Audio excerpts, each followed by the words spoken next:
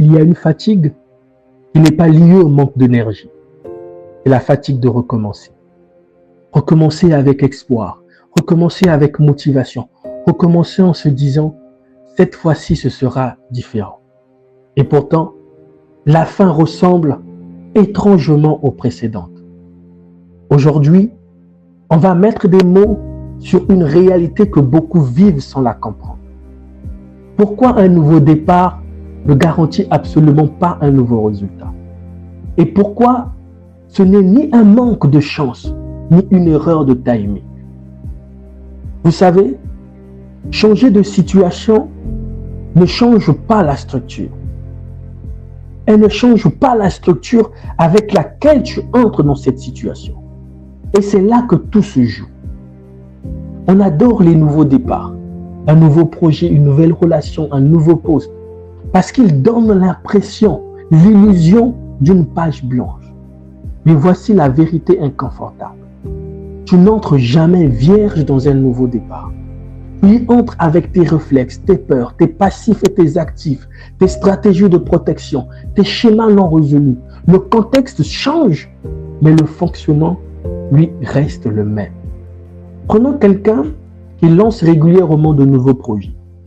Au début, il a une énergie élevée, des idées claires, un engagement fort. Et dès que les résultats tardent, la pression augmente, le doute s'installe. Et qu'est-ce qu'il fait? Il ralentit, il se disperse, il abandonne. À chaque fois, la conclusion est la même. Ce projet n'était pas le bon.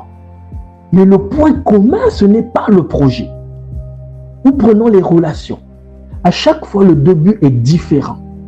Les personnes sont différentes. Mais le moment de rupture est souvent identique. Peur de l'engagement, peur d'être envahi, peur de perdre le contrôle. Même déclencheur, même réaction, même fin.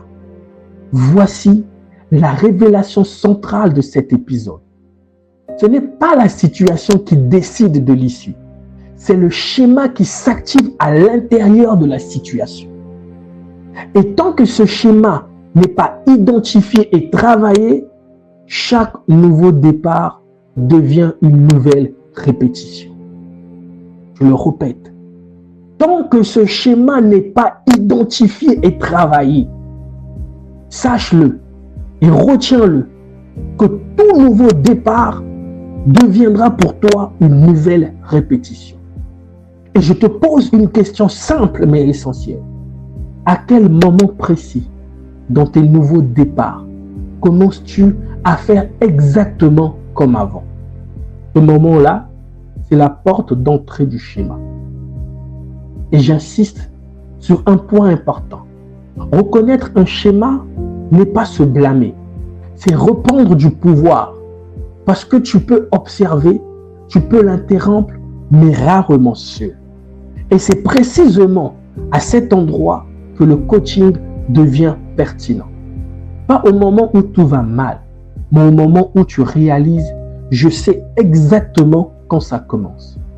Le travail consiste à intervenir à cet endroit précis, à désamorcer la réponse automatique et à construire un nouveau mode d'action. Si tu sens que tu es fatigué de recommencer et prêt à fonctionner autrement, les informations sont dans la description. Dans le prochain épisode, nous allons aborder une idée encore plus profonde. Et si certains schémas n'avaient même pas commencé avec toi? Pourquoi certaines répétitions traversent les générations? Et surtout, comment arrêter la chaîne? Retiens ceci. Un nouveau départ, son nouveau fonctionnement n'est qu'une nouvelle tentative. Et tu mérites plus que ça. Je suis Steven, coach transformationnel et éveilleur de conscience.